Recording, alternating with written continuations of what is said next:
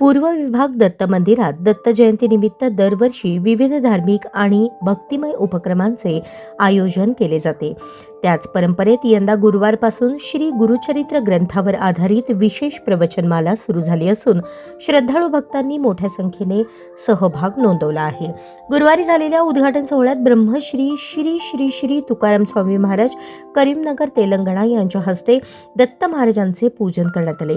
पूजनानंतर मंदिराचे संस्थापक दत्तात्रय सिंघम, अध्यक्ष महेश देवसानी यांनी ब्रह्मश्री तुकाराम स्वामी, अंजनेयलू दुस्सा महाराज, हरिभक्तपरायण राजेश अन्नम महाराज यांचा सन्मान करून सत्कार केला।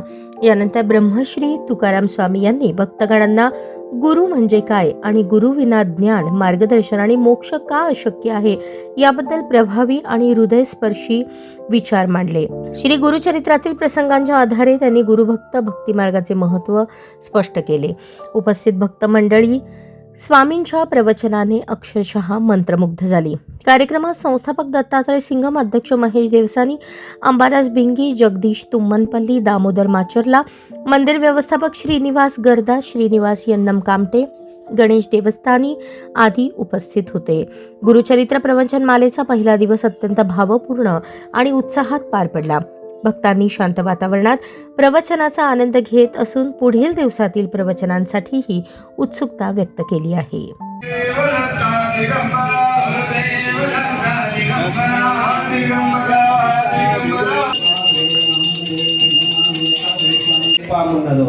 तसं कोणाच्या मुखातून काय निघते आपल्याला सांगता येत नाही, परंतु महाराज ऐकणं प्रवचन वेगळं आणि महात्म्यांच्या समोर बसून